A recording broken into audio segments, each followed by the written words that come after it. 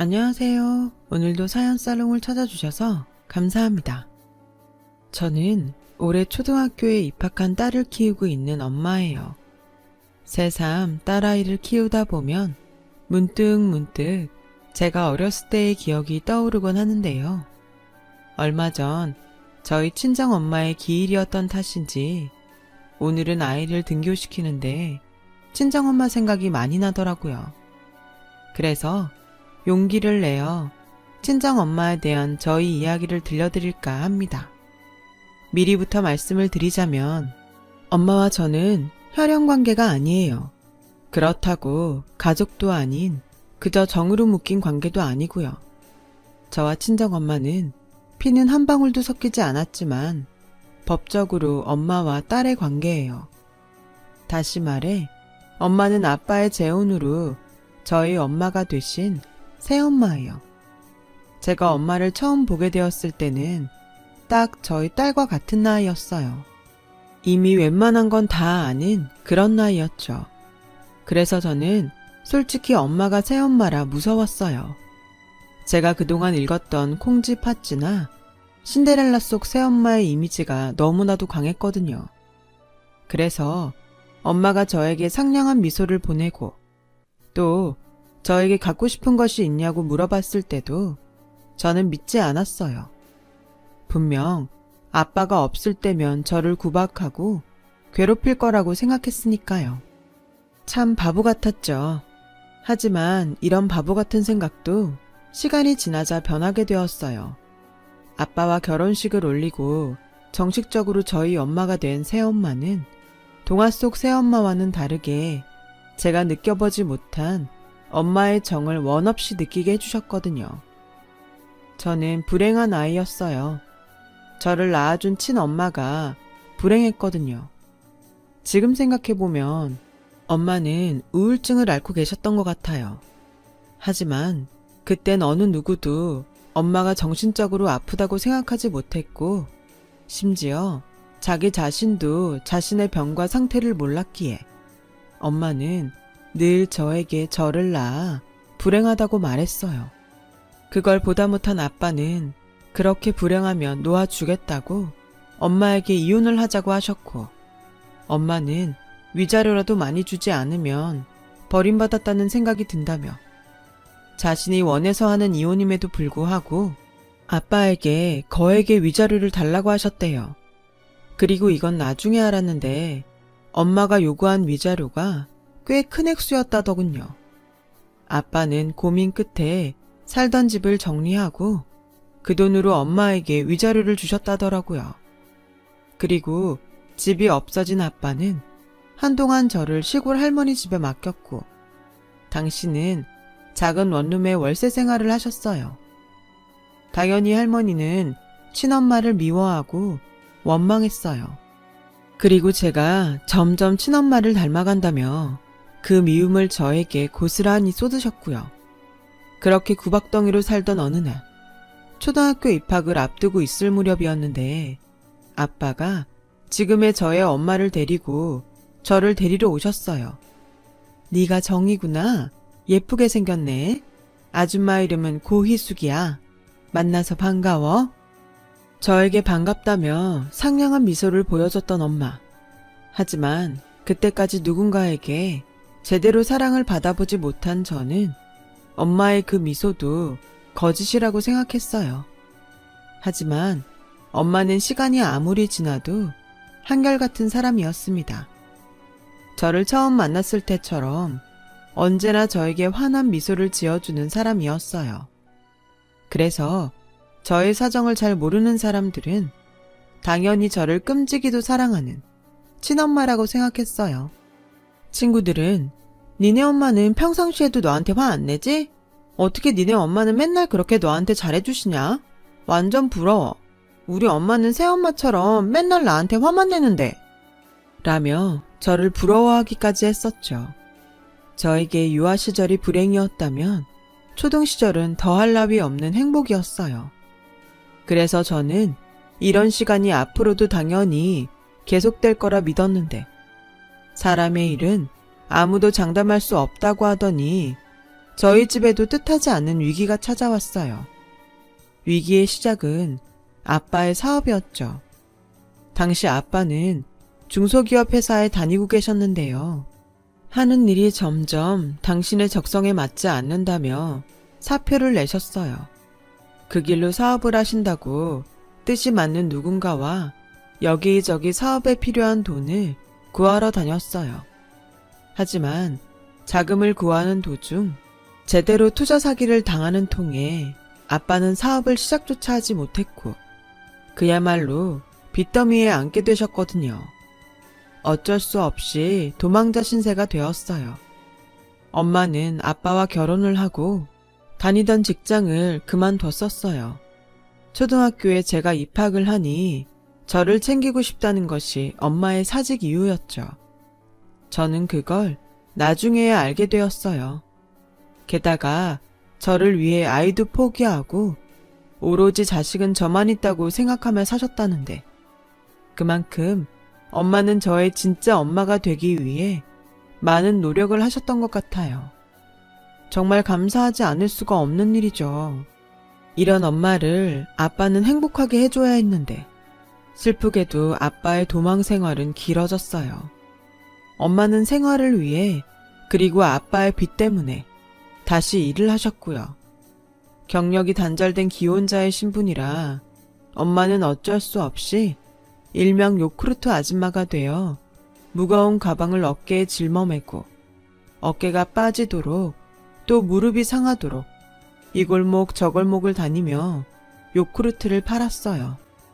그리고 시시때때로 찾아오는 빚쟁이에게 시달려야 하는 것은 물론이고 집에 있을 때도 집안에 사람이 있다는 것을 들키지 않으려 밤이고 낮이고 엄마는 어린 저와 불도 켜지 못하고 목소리도 제대로 내지 못하며 몇 날 며칠을 없는 듯 살아야 했어요.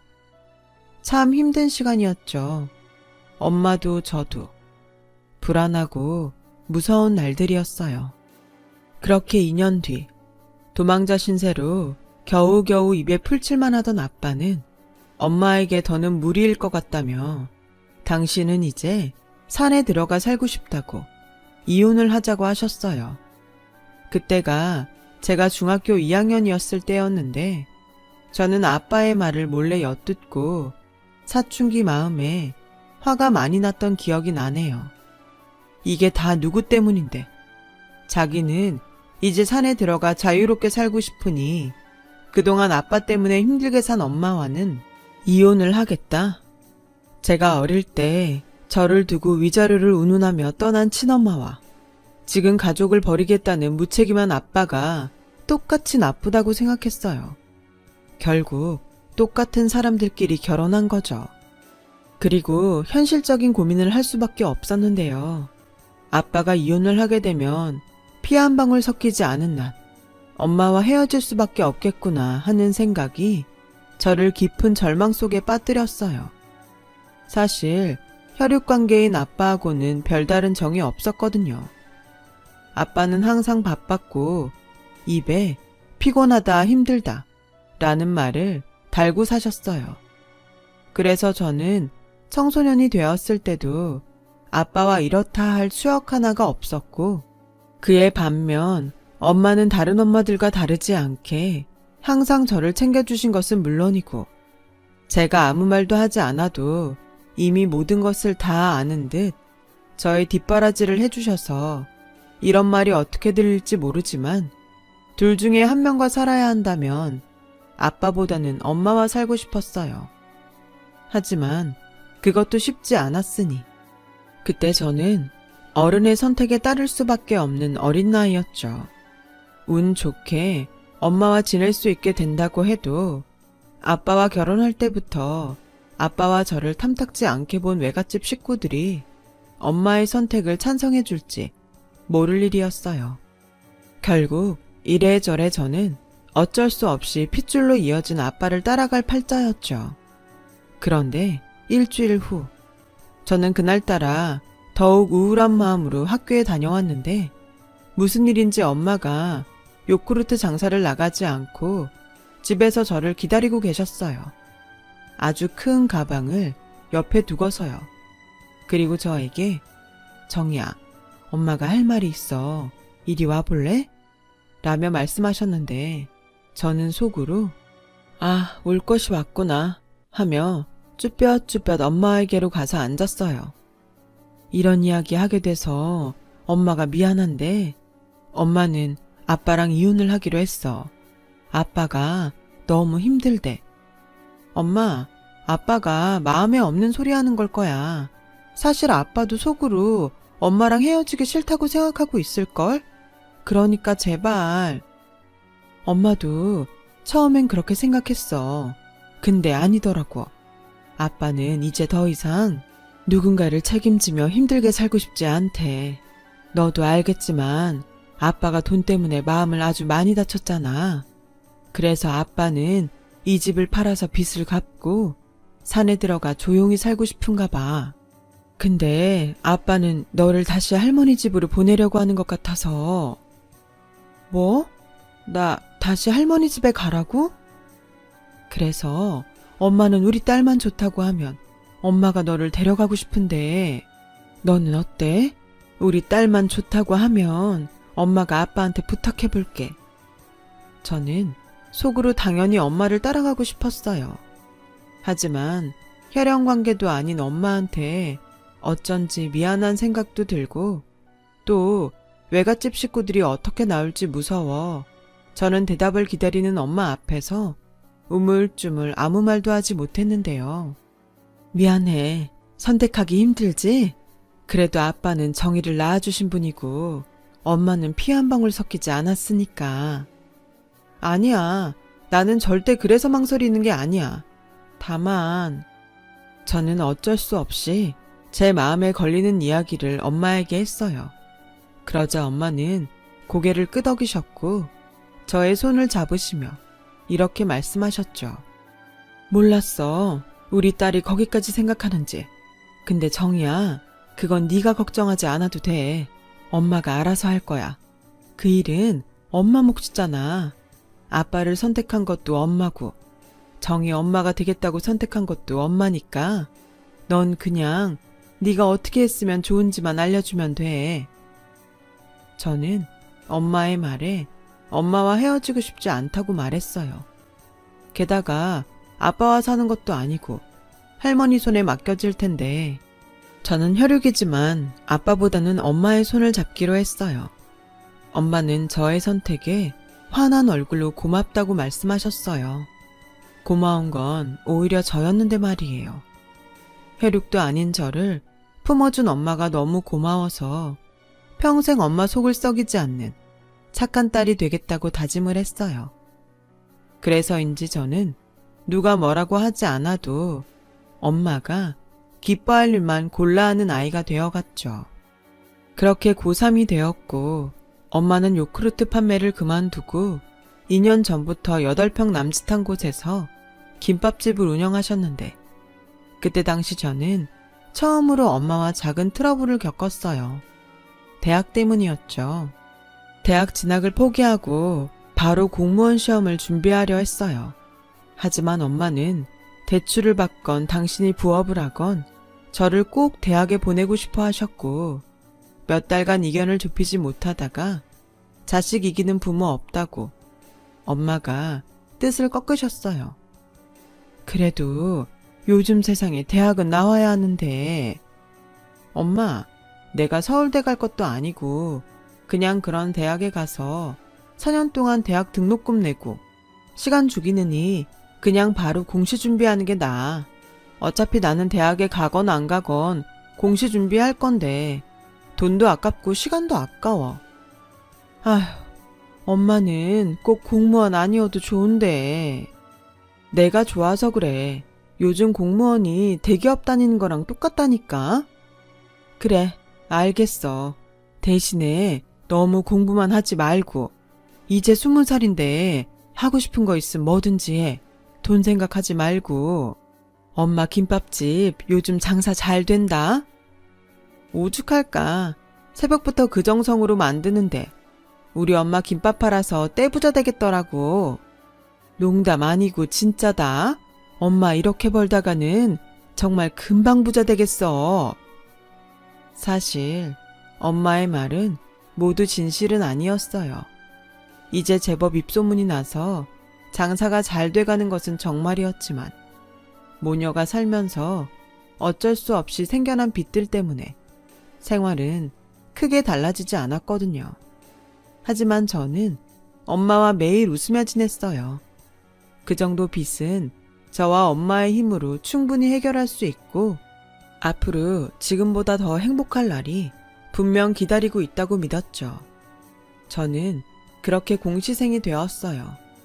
처음 본 공무원 시험은 경험이 없던 탓인지 아니면 문제 동향을 잘못 파악한 것인지 꽤 어려웠지만 계속 공부를 하다 보니 어느 정도 감을 잡을 수 있었던 저는 공시생 2년 만에 당당하게 9급 공무원 시험에 합격하게 되었어요. 그때까지도 엄마는 제가 자기 때문에 대학도 포기하고 돈을 벌기 위해 공무원이 되겠다 하는 줄 알고 기뻐도 크게 기뻐하지 못하셨는데 저는 그런 엄마의 마음을 충분히 알기에 제 결정이 결코 틀리지 않았음을 엄마에게 증명하고 싶었어요.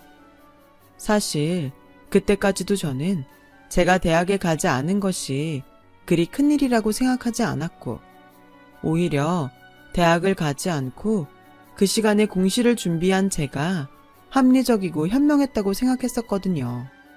얼마 지나지 않아 대학을 가지 않는 것을 후회하게 되었어요. 그 일의 시작은 저의 첫 연애 때 일이었어요. 노량진 학원에서 공시 준비를 하던 저는 당시 대학을 졸업하고 저와 똑같이 공시 준비를 하던 남자와 누가 먼저랄 것도 없이 자연스럽게 만남을 시작하게 되었고 같은 처지에 같은 공부를 하다 보니 누구보다 서로를 많이 의지하며 사랑이란 감정을 키워나가게 되었어요. 그리고 저는 2년 만에 공시에 붙었는데 남자친구는 저를 만났을 때도 삼수생이었거든요. 뭐가 문제인지 공부는 열심히 하는 것 같은데 계속 시험에 미끄러지기만 했어요. 저는 붙고 남자친구는 떨어지고 그래서인지 남자친구는 저를 만나도 공시에 대한 의욕이 사라졌는지 자꾸만 이런 말을 밥 먹듯 꺼냈죠. 그냥 취직이나 할까? 오빠가 하고 싶은 일이 뭔지를 생각하면 되지 않을까? 오빠는 왜 공무원이 되고 싶은데? 왜가 어딨어. 그냥 철밥통이고. 너도 알잖아. 우리 부모님 모두 공무원인 거. 우리 집에서는 내가 당연히 공무원이 돼야 한다고 생각하셔.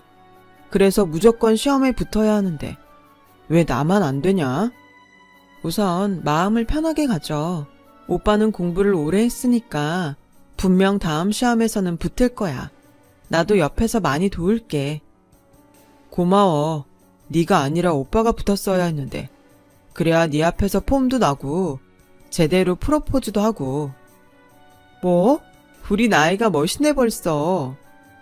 난 우리가 처음 사귀기로 한 날부터 시험에 붙으면 꼭 너랑 결혼하겠다고 생각했어. 결혼할 것 같은 예감이 팍 들었다고나 할까? 벌써 집에도 네 얘기 다 해놨다니까. 저는 남자친구의 말에 조금 당황했어요. 그때 제 나이가 22살이었거든요. 근데 곰곰이 생각해보면 남자친구는 그때 29살이었기에 저와는 다르게 결혼 생각을 했던 것 같아요. 남친은 시험에 계속 미끄러지다 6번째 만에 공시에 합격했고 이미 사회인으로서 자리를 잡은 저는 남자친구가 공무원으로 2년 정도 근무할 무렵 결혼을 본격적으로 생각하게 되었어요. 양가 결혼 허락을 받고 다른 사람들이 그렇듯 저희도 비슷하게 결혼 준비를 하고 있을 무렵 순서가 약간 바뀌긴 했지만 결혼식 날을 잡고 뒤이어 상견례를 하게 되었어요. 저희 엄마는 처음 사돈될 사람들을 본다고 어찌나 긴장했는지 그날 엄마는 저 모르게 청심환을 2개나 드셨죠. 약속 시간보다 일찍 도착했음에도 남자친구와 부모님 그리고 여동생까지 모두 그보다 빨리 도착해 있어서 저희 엄마는 더욱 민망해 하셨어요. 어서 오세요. 이제야 정희 어머님을 만나 뵙게 됐네요. 제가 빨리 오려고 서둘렀는데 먼저 오셨네요. 기다리게 해서 죄송해요. 아니에요. 저희가 좀 빨랐어요. 너도 엄마 모시고 오느라 수고했다. 네, 그동안 잘 지내셨죠? 그럼 결혼 준비는 니네들이 다 하는데 우린 뭐 친척들한테 말만 할 뿐이지. 솔직히 여기까진 정말 분위기가 좋았어요. 결혼 준비도 수월하게 진행되고 있었고요. 그런데 전혀 예상하지 못한 전개가 시작되었어요. 아시는지 모르겠는데 저희 바깥 양반이랑 저도 공무원이에요. 네, 들어서 압니다. 정말 대단하세요. 뭘 대단까지. 하긴 며느리까지 공무원이라고 하니까 사람들이 좀 부러워하긴 하더라고요. 우리 딸도 내년부터는 공시 준비하는데 우리 딸까지 공무원이 되면 그냥 공무원 집안인 거죠. 네, 사돈처녀 꼭 공무원 붙었으면 좋겠네요. 근데 저기에 제가 다른 건 다 괜찮은데 한 가지만 좀 양해의 말을 구해도 될까요? 예비 시어머니의 말에 식당 안은 순식간에 어색한 공기가 흘렀어요. 그리고 조금 망설이는 듯 예비 시어머니가 시간을 끌자 예비 시아버지는 더는 못 기다리겠다는 듯 먼저 말을 시작하셨어요. 죄송한 말이지만 안사동에서 정희 친엄마가 아니라는 것을 압니다. 물론 그걸 문제 삼을 생각은 전혀 없어요. 하지만 결혼식은 보는 눈이 많은 곳이라 정희 친부모님을 혼주로 모셨으면 합니다. 충격이었어요. 살면서 단 한 번도 생각하지 않은 일이었거든요. 아마 저희 엄마도 전혀 예상하지 못했을 말이었을 거고요. 저희 모녀는 당황했죠. 그리고 저는 화가 나서 저희 엄마가 뭐라고 할 새도 없이 제가 먼저 대답했어요. 오빠한테 어떻게 얘기를 들으셨는지 모르겠는데 저한테 엄마는 딱 한 분이세요. 이런 말 아무리 죄송하다고 하셔도 불쾌합니다. 어머, 너 말을 어쩜 그렇게 무섭게 하니? 우리가 죄송하다고 말했잖아. 근데 결혼식이 말이 나오기 좋은 자리인 걸 어떡해. 게다가 공무원 바닥 좁다. 공무원들이 얼마나 고지식한 사람들인데. 이게 지금은 기분 나빠도 따지고 보면 너를 위해서도 좋아. 그냥 그날만 눈 딱 감고 모시는 거잖아. 뭐 겸사겸사 친부모 근황도 알면 좋지 뭐. 아무리 네가 지금 옆에 계신 엄마만 가족이라고 생각해도 천륜이 괜히 천륜이니? 다 만나게 되어 있어. 맞아요, 새언니. 솔직히 나는 깜짝 놀랐잖아요. 보통 이혼을 하면 친아빠를 따라갈 텐데 어쩜 언니는 새엄마를 따라갔어요? 아무리 생각해도 나는 이해가 안 가. 그쪽한테 이해받을 일 없거든요? 어머, 너 지금 우리 딸한테 그쪽이라고 했니? 아무리 고등학교까지밖에 못 나왔어도 너 너무 막 나간다? 얘, 솔직히 우리끼리니까 까놓고 우리가 너 많이 봐주는 거야? 네가 지금 우리한테 내세울 게 있니? 고졸에 못 사는 개못딸. 우리가 너 하나만 보고 며느리로 드리는 거잖아. 저기, 저도 죄송한데요. 저도 제 딸한테 함부로 하니 가만히 있을 수는 없네요. 저희 딸 고졸 맞고 제가 계모인 것도 맞지만 저 딸 최선을 다해서 키웠어요. 누가 뭐라고 했나요? 저도 우리 애들 최선을 다해 키웠죠. 그러니까요. 각자 귀한 아이들인데 말을 조심해 주세요. 저희 아이가 상처받는 거 저는 싫습니다. 아, 여보. 내가 쉽지 않을 거라고 했죠. 그냥 가족들끼리 조그맣게 한다고 하고 다른 사람들은 오지 말라고 할까 봐요. 이 사람아, 이제 와서 어떻게 그래. 그리고 딸 결혼도 아니고 아들 결혼을 왜 쉬쉬하면서 하나. 별것도 아닌 것 가지고 참. 시부모님이 될 뻔한 그 사람들을 보고 이 결혼은 하지 않는 것이 맞다고 판단이 되었어요. 게다가 자기 부모님과 여동생이 무례한 말을 짓거리는데도 아무 말도 하지 않는 남자친구를 보며 아, 결혼 전에 이 집구석이 어떤 집구석인지 알 수 있어서 정말 다행이라고 생각이 들더라고요. 감추려고 노력하지만 바들바들 떨고 있는 엄마의 손을 붙들고 이렇게 말했어요. 별것도 아니라고요? 저희한테는 엄청 별거거든요. 그리고 무엇보다 저희를 대하는 그 무례한 태도에 저는 이 결혼 안 하는 게 맞는 것 같네요. 어머, 뭐? 너 지금 다 된 결혼을 엎겠다는 거야? 네, 엎으려고요. 제가 엎자고 했으니 결혼식 위약금도 제가 알아서 할게요. 대개 아드님보다 제가 연봉이 더 높거든요. 대졸이면 뭐예요? 저는 2번 만에 붙은 공시, 아드님은 6번이나 받잖아요. 그 머리도 참 알만하죠. 공무원 집안 됐어요. 엄마 나가자. 어머 여보, 쟤 지금 뭐라는 거예요? 나 너무 충격받아서 혈압 오르려고 그러네. 저는 뒤에서 무슨 생쇼를 하건 신경 쓰지 않고 엄마의 손을 잡고 그곳을 나왔어요. 그리고 택시를 잡아 타려고 길가에 섰는데 남자친구가 뛰어왔고 저는 미안하다고 사과하려는 줄 알았는데 이 자식이 하는 말이 정말 들어줄 수가 없더라고요. 그렇게 가면 어떡해. 우리 엄마 지금 쓰러지시고 난리 났어. 정말 이대로 결혼 엎을 거야?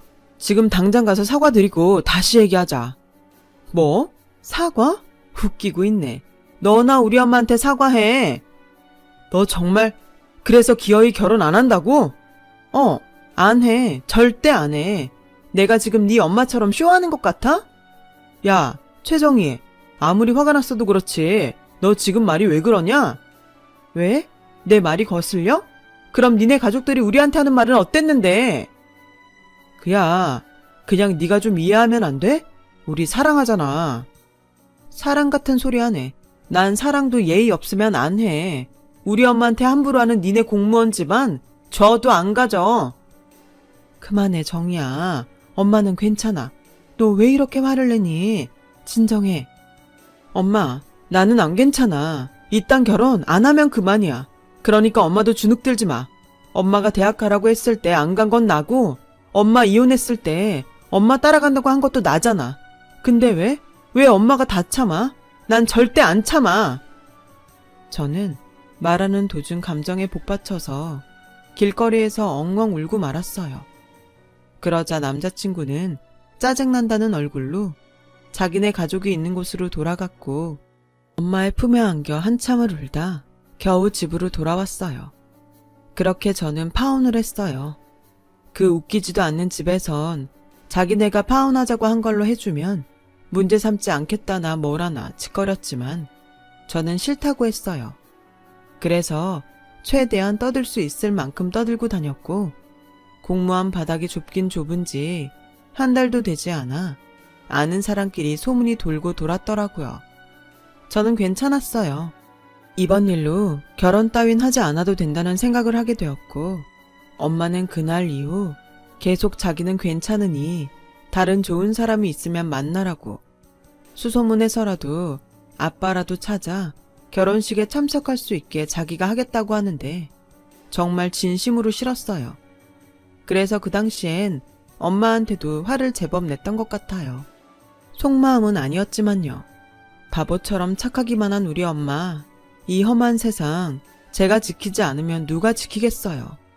그래서 저는 기꺼이 자발적 독신주의자가 되기로 했죠. 그런데요, 세상은 왜 자꾸 제 마음처럼 되지 않는 걸까요? 저희 소문이 돌 대로 돌아 이미 모르는 사람이 없었는데 저에게 다가오는 남자가 한 명 있었어요. 저보다 나이는 조금 많은데 저희 주민센터에서 사람 좋기로 첫째 손가락에 꼽는 사람이었고 처음엔 내가 불쌍해 보이나? 라고 생각해서 그 남자의 호의를 무시했거든요. 그 한결같은 외사랑이 1년이 넘어가자 저도 진심이라는 것이 느껴졌어요. 그래서 아주 조심스럽게 3년이란 연애를 하게 되었어요. 저는 제법 나이를 먹었고 제가 연애를 한다는 사실을 안 엄마는 크게 기뻐하며 이번에야말로 꼭 결혼했으면 좋겠다고 하셨는데 얼마 안 있어 이 남자가 저에게 결혼 이야기를 꺼냈어요. 하지만 우리끼리 좋아도 지난번처럼 불미스러운 일이 벌어지는 것은 싫었기에 은근히 결혼까지는 생각하고 싶지 않더라고요. 자기 부모님께 인사만 드리면 안 되냐고 사정사정을 하더군요. 그래서 그냥 식사 정도만 한다 생각하고 못 이기는 척 그 사람 집에 초대를 받고 방문했는데 먼저와는 너무나도 다른 분위기의 부모님을 뵐 수 있었어요. 갑자기 집으로 불러서 놀라진 않았어요. 내가 너무 보고 싶어서 우리 아들한테 한 번만 보여달라고 얼마나 졸랐는지 몰라요. 아, 네. 초대해 주셔서 감사합니다. 입에 맞을까 모르겠지만 내가 정성껏 준비했어요. 이리 와요. 당신도 식사하세요. 주인공이 와야 먹을 수 있다고 해서 한참을 기다렸네. 저 사람 요리하는 거 엄청 좋아해서 맛있다고 하면 앞으로 계속 초대할 거예요. 앞으로 계속 오면 좋겠네. 여보, 주책이야 정말. 알았어, 희망사항이야. 참 보기 좋은 부부라는 건 저런 모습이지 않을까 생각되는 두 분이셨어요. 우리 엄마도 아빠랑 끝까지 저렇게 사셨으면 얼마나 좋았을까. 맛있는 음식보다도 따뜻하고 화목한 집 풍경이 너무나도 좋았어요. 그래서 아주 조심스럽지만 또다시 결혼에 대해 고민했죠. 이번엔 저희 엄마도 사위될 그 사람에게 너무나도 호감을 보이셔서 저는 기쁜 마음으로 결혼을 결심했어요. 그리고 정말 감사하게도 지난번 같은 일은 일어나지 않은 채 무사히 결혼식을 올릴 수 있었습니다. 시댁의 허락 아래 남편이 저희 엄마에게 함께 살자고 제안하면서 저희 엄마를 모시고 신혼생활을 시작할 수 있었어요. 언제나 저희 집은 여자만 둘이었는데 남편 한 명이 더 있으니 어찌나 든든하던지요. 게다가 남편은 제가 질투가 날 정도로 저희 엄마를 마치 자기 여자친구처럼 다정하게 대했고 주말에 제가 비상근무라도 서는 날이면 저희 남편은 엄마를 데리고 바다도 가고 산도 가고 영화도 보며 그렇게 잘 하더라고요. 요즘 아주 우리 엄마랑 연애를 하나? 이번 주에도 어디 맛집 간다며? 자기 당직이잖아. 나 빼고 둘이만 재밌으니 좋겠어. 미안한데 재밌어. 자기는 솔직히 뭘 해줘도 반응이 없잖아. 근데 장모님은 너무 좋아하셔. 막 뿌듯해. 저는 질투가 나서 입을 삐죽삐죽하긴 했지만 사이좋게 잘 지내는 남편과 엄마를 보는 것이 참 좋았어요. 그리고 당신 아들이 저희 엄마에게 잘하는 것을 기쁘게 봐주는 시부모님에게도 그저 감사한 마음뿐이라 잘 표현하지 못하는 저라도 시부모님에게 잘하게 되더라고요. 그렇게 1년 정도 저는 인생 중 가장 행복한 시간을 보냈어요. 그리고 앞으로도 이런 행복이 이어질 거라고 믿었는데 불행은 이번에도 예고 없이 저를 찾아왔어요. 뭐라고요? 저희 엄마가 백혈병이라고요? 말도 안 돼. 백혈병은 아이들만 걸리는 거 아니에요? 제대로 검사된 거 맞아요? 저는 뜻밖의 일에 놀라 현실을 부정했어요. 무지했던 저는 TV에서만 백혈병 환자를 봤었고 모두 어린 아이들이었기에 더욱 그 사실을 믿을 수가 없었는데요. 특히 만성 백혈병은 아이들보다 어른들이 더 많이 걸린다고 하더라고요. 최근 들어 엄마는 무슨 이유인지 자꾸 살이 빠지고 어지럽다며 도통 움직이지 못하셨어요.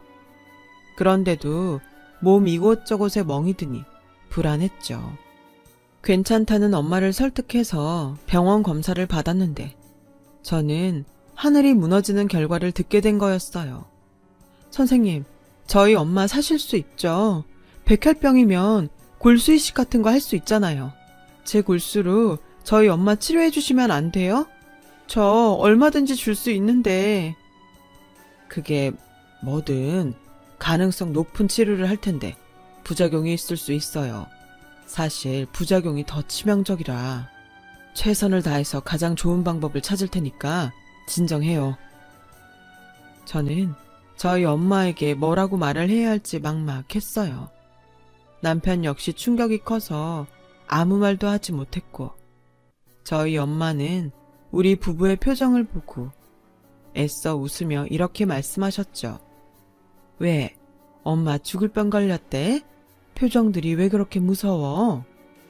엄마, 무슨 말을 그렇게 해? 누가 엄마 죽는데? 내가 그렇게 들 것 같아? 우리 딸 화 많이 난 거 보니 많이 놀랐네. 그래, 엄마 절대 안 죽어. 그러니까 걱정하지 말고 편하게 말해. 의사 선생님이 뭘 하시는데? 저는 차마 엄마의 얼굴을 보고 엄마의 병을 말할 수 없었어요. 그래서 화장실에 가겠다고 말하고 그 길로 병원을 나왔고 어딘지도 모르는 곳에서 한참을 울었는데요. 남편에게서 연락이 왔어요. 자기가 차분하게 잘 설명해 드렸다면서요. 미안해. 자기도 말하지 못했는데 내가 말해서. 근데 자기한테 그 말을 하게 하는 건 너무 가슴 아픈 일일 것 같았어. 장모님도 자기한테 듣는 것보다는 이게 나은 것 같아서. 설명 안 해도 돼. 고마워. 아마 나는 끝까지 말 못했을 거야. 엄마는 많이 놀라셨지? 놀라셨지. 근데 아까 봤잖아. 씩씩하게 이겨내신대. 어떤 치료도 잘 견디고 받으실 거라고. 맛있는 거 사오라고 해서 지금 막 나왔어. 자기는 어디야? 고맙게도 남편은 제가 하지 못하는 것을 기꺼이 해줬어요. 그리고 점차 저도 엄마도 병에 익숙해지고 곧 완치되겠다는 강한 의지를 보이며 치료에 전념했는데 엄마의 체력은 얼마 지나지 않아서 급격히 버티지 못하시게 되셨어요. 요즘 세상에 60대면 한창인 나이인데 저희 엄마는 살도 근육도 모두 쏙 빠지셨고 골수 채취를 하기 위해 침대에 누울 때면 너무 아프다며 울기도 했죠. 당연히 당사자인 엄마가 가장 힘들겠지만 그 모습을 보는 저는 정말이지 너무 힘들어 차라리 젊은 내가 아프면 좋겠다는 생각이 들었었죠. 저희 엄마는 2년의 투병 끝에 따뜻한 봄 햇살이 내리쬐는 4월 어느 날 모처럼 기분이 좋다고 말씀하시더니 저의 손을 꼭 잡고 저와 영원한 이별을 고하셨어요. 고맙고 미안하다는 말을 남기시고요. 어쩌면 이런 날이 올지도 모른다고 생각해 마음의 준비를 한다고 했는데 사랑하는 가족을 보낸다는 건 아무리 준비를 해도 소용이 없다는 것을 저는 그때 알았어요. 그리고 울고 기절하기를 반복하며 힘든 저를 대신해 남편은 엄마의 빈소를 차렸어요. 정말 오랜만에 보게 된 엄마의 가족. 그러니까 외갓집 식구들을 보게 되었는데 저는 전혀 몰랐던 사실을 듣게 되었어요. 아휴, 그렇게 독하게 굴더니 뭘 이렇게 허망하게 갔어. 지보다 나이 많은 오빠도 아직 정정한데. 너 그거 아니? 네 엄마가 네 아빠랑 결혼했을 때 네 엄마는 정말 네 걱정만 했어. 너만 지 손으로 키울 수 있으면 지 남편 빚도 다 떠안을 수 있다고 하더라. 그때 우리 부모님이 끝까지 너를 손녀로 받아줄 수 없다고 했거든. 그랬더니 엄마 그럼 영 끊고 살자고 딱 그 말만 하고 가더라. 그래도 살면서 힘든 날엔 부모 생각, 집 생각 났을 텐데 네 엄마 한 번을 안 찾아왔어. 오히려 네 아빠라는 사람이 찾아와서 너 데려간다고 했었지. 근데 네 엄마 절대 너 안 준다고 버티더라. 그게 정말 마지막이었지. 아, 그때 네가 고3인가 그랬다. 그만큼 네 엄마한테 너는 진짜 딸이었어. 엄마한테 잘해줘서 삼촌이 고맙고 미안하다.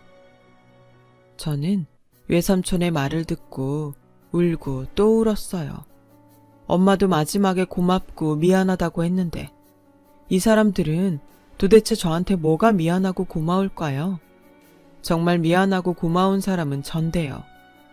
그리고 정말 엄마는 저의 엄마가 되기 위해 모든 것을 버린 거였구나 하는 생각에 벌써부터 엄마가 보고 싶어졌어요. 지금도 핸드폰 속에 저장된 엄마 번호로 전화를 걸면 딸 하고 받을 것만 같은데 저는 정말 앞으로 어떻게 지내야 할까? 어린 아이처럼 앞이 보이지 않는 기분이었어요. 그리고 발인이 있던 그날 아침, 병원에서 엄마를 끝까지 돌봐주시던 간병인 이모가 엄마의 마지막 가는 길 인사를 왔고, 엄마를 차가운 땅에 모시고 돌아오는 버스 안에서 간병인 이모는 저에게 예쁜 꽃그림이 그려진 편지 봉투를 건네주셨어요. 엄마가 전해주라고 하셨어. 저는 한눈에 봐도 엄마의 필체라는 것을 알 수 있었습니다. 이것이 엄마가 저에게 처음이자 마지막으로 남겨준 편지였어요. 그리고 저는 떨리는 손으로 편지를 열었고, 길지 않았지만 마음은 차고도 넘치는 엄마의 마음을 알 수 있었어요. 우리 딸 정이야, 네가 이 편지를 읽고 있을 때면 아마 나는 더 이상 네 옆에 있을 수 없게 된 거겠지? 지금은 실감이 나지 않는데 이 이야기를 하지 않으면 그날이 왔을 때 엄마가 후회할 것 같아 몇 자 남겨본다. 정이야, 엄마는 너의 엄마로 살 수 있어서 정말 행복했어. 다음 생이 있다면 그때도 네 엄마가 되고 싶은 만큼 엄마는 진짜 행복했다. 그러니 우리 딸 많이 울지 말고 많이 화내지 말고 엄마한테 미안하다는 생각 눈꼽만큼도 하지 말고 서서방이랑 세상에서 가장 행복하게 살아. 토끼 같은 아이도 많이 낳고 엄마는 잠시 여행을 가는 거야. 그동안 네 걱정 때문에 발길이 떨어지지 않았는데 벼르고 벼르다 이제 떠나는 거야. 그러니 엄마 생각날 때는 울지 말고 웃어줘. 엄마가 너를 낳지 못해서, 그리고 진짜 엄마가 아니어서 늘 미안했어. 우리 다음 생에는 진짜 모녀로 다시 만나자. 그땐 엄마가 더 잘할게. 우리 딸 아프지 말고 건강하렴. 사랑한다. 저는 편지의 마지막을 나중에서야 읽었어요.